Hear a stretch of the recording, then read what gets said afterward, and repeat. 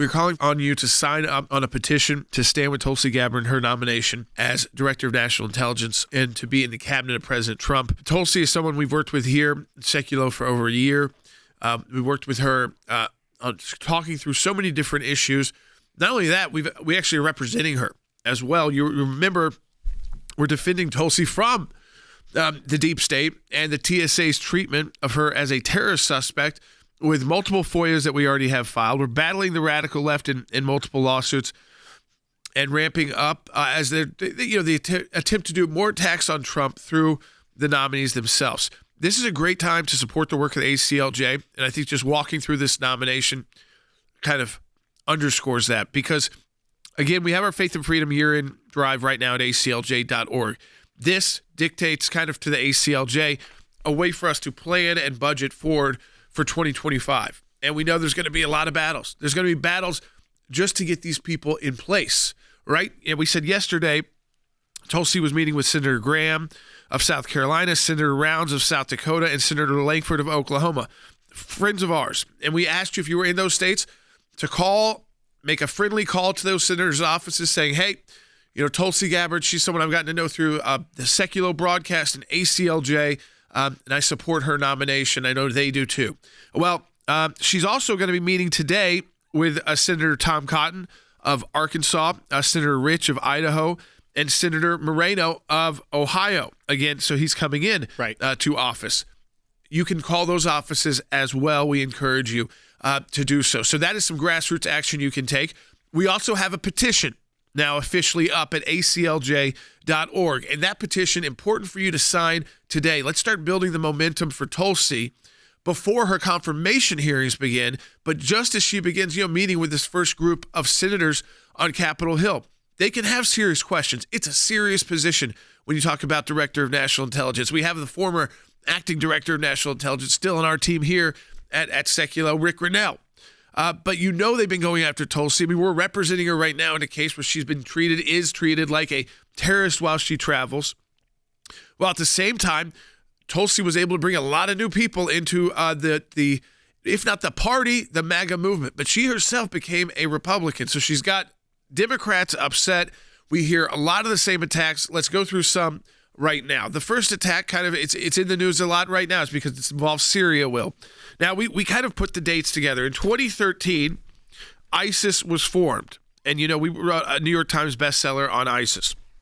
On May 2014, you started to see ISIS spreading out their attacks outside of Syria, where they wanted to establish their caliphate and did for a period of time. And so we saw a attack at the Jewish Museum of Belgium, the shooting there in May of 2014. You see a attack in Queens, New York, a hatchet attack, again in 2014. November of 2015, there was the attack in Paris, the Bataclan at the concert that left so many people killed. Then we saw the attacks in California in San Bernardino, the Orlando nightclub attack in June of 2016. And then this is long after, right? President Obama is now gone. A red line was drawn that if Assad used chemical weapons, the U.S. would take him out of power or stop at least working with the groups or staying away from engaging with the groups who were trying to protect him. There was a three-way war in Syria going on, at least, between ISIS, the Assad regime, a break-off, which is more similar to the group who has taken power now in Syria, which is Al-Qaeda's former kind of military group, the Al-Nusra Front, which was not part of ISIS. It's somewhat separate. And, of course, then you had the United States get involved directly on the ground. And then that meant Russia was on the ground and Hezbollah was on the ground in Iran. And so you had so many different actors. Calling it three-dimensional chess is not fair. But at the end of the day, in January 2017, Tulsi went on a fact-finding mission to Syria. Now, this is at a time, again, new administration is just about to come into office, so a change in foreign policy. But at that point, al-Baghdadi, still alive, still the leader of ISIS. So this war which had raged, which had killed so many people, could it be prevented without, could there be any way this war was brought to an end? Could we figure out exactly, who's this side, that side. So Tulsi went and met with Assad.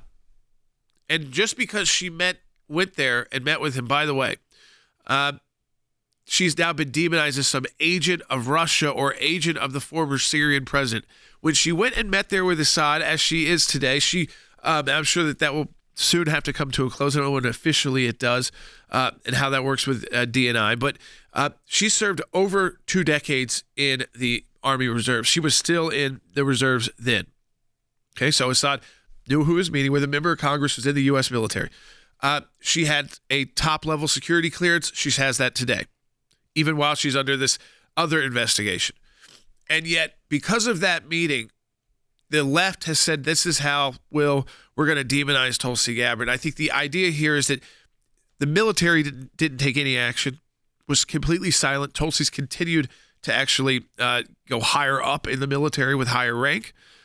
She maintained her security clearance, and she's now before the DNI. If there was anybody that was going to take action, it would have been the military back in 2017. They did not. That's right, Jordan. And when you tells you there's a lot here that she probably could never tell us on the air or even off the air, but that if she has to take these senators behind closed doors, even into a secured room to do the briefing, she could.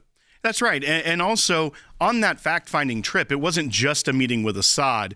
There was also meetings with the Kurdish groups as well that were fighting in this civil war and other groups to get an assessment. Supporting with weapons. Right. So you're getting an assessment, and our troops are still in Syria right now, helping the Kurds. Yep.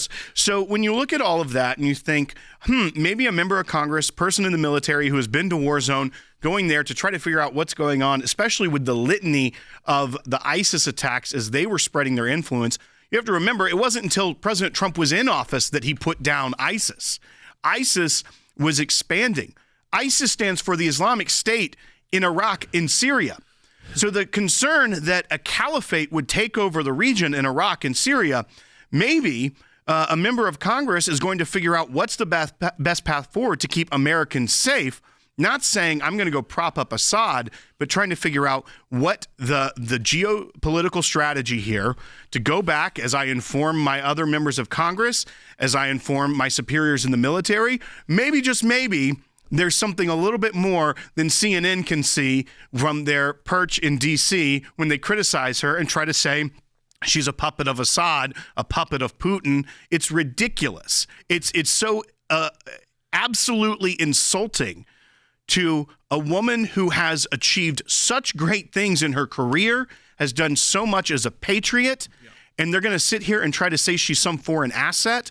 And that's why our members, you've gotten to know her over the past year on this broadcast. That's why we have to have someone like her who is smart, accomplished, and will get the job done and root out the deep state in the Department of National Intelligence. It starts with Donald Trump, but they say, okay, they look at him, they say he's president, he's got a lot of different things to do.